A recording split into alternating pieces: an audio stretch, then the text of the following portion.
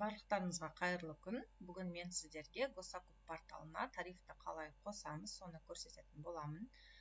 Алдымен тарифті қоспас бұрын міндетті түрде профиль участникаға кіріп, сотрудники организацияға кіріп, осы жерде өзіңізді енді ИП-ні руководитель қылып жасап қою керек. Редактировать полномочия деп кіресіз, должностьқа руководитель немесе директор деп жазып, осы поставщик деген жерге міндетті түрде осындай галочка қоямыз. Егер поставщикке галочка қойылмаса, онда тариф қосылмайды. Осында бір тексеріп қойыңыз, егер жасалынбаса жасап қоясыз. Ары қарай подключить тариф деп басамыз. Создать лицевой счет. Оплатить услугу. Ары қарай бізге осы жерде түрлі тарифтарды ұсынып тұр. Бір МРП-ден басталады. Егер сіз бір МРП тарифін қоссаңыз, онда сіздің договорыңыз 1 миллион теңге суммадан аспау керек. Егер сіз миллион теңгеден жоғары договорларды жасайтын боламын десеңіз, онда 10 МРП-ні қосасыз. Біз бір МРП-ні таңдаймыз.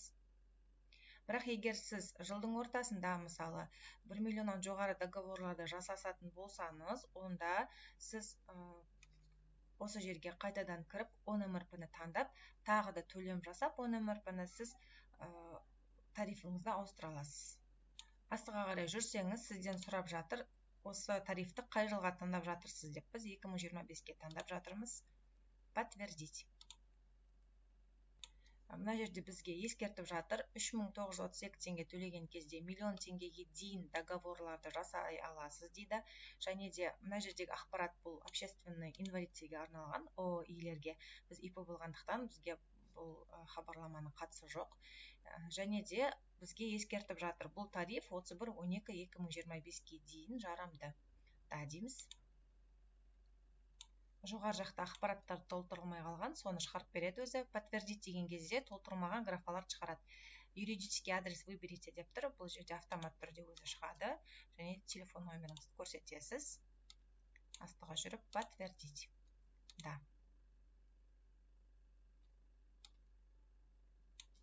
Міне, бізде тариф ақпаратын осы жерде көре аласыз. Міне 3932 теңге. Біздің договорымыздың суммасы 1 миллион теңгені аспайды деп тұр. 2 сентябрь күні қосылады. Статус тарифа черновик, өйткені біз әлі мына төлемді жасамадық. Ары қарай формируем счет на оплату. Счет на оплатуды қосқан кезде, жасаған кезде біз осы жерден реквизитті аламыз. Осы реквизит арқылы біз 3932 теңге платежды жасаймыз. Кімге төлейміз? АО Центр электронных финансов, БИНі тұр осы жерде, бенефициар банка тұр, ИК барлығы осы жерде тұр. Мен осыны сызып қоямын. Осы реквизитті қолдана отырып, біз тарифіміздің бағасын төлейміз. Мен тарифті төледім, бірақ тарифті қалай төледім оны көрсете алмадым, өйткені Каспий Pay запись экрана жасауға рұқсат бермейді. Сол үшін мен қалай төлеу керек, соны описанияда жазып кететін боламын. Егер сіз басқа банкті қолданатын болсаңыз, мысалы Халық, Freedom деген сияқты, сол жақта өзіңіздің бизнес счетыңызға кіріп, сол бизнес счеттан төлейсіз. Шамалы уақыттан кейін, шамамен 1,5 сағаттан кейін маған ақша түсті. Міне сумма 4200 теңге деп. Подключить тарифті бассаңыз, сізге осы бет ашылады. 4200 теңге түсті. Енді біз бұл сумманы төлейміз. Сумма 4200 деген бұл бізде баланста тұрған ақша. Бұны біз енді төлеуіміз керек. Ол үшін астыға қарай жүрсеңіз, міне 3932 теңге мен сәл артығымен салғанмын, бірақ 3932 теңге төлеу керек. 3 линияға басамыз, осы жерде посмотреть договор дейміз.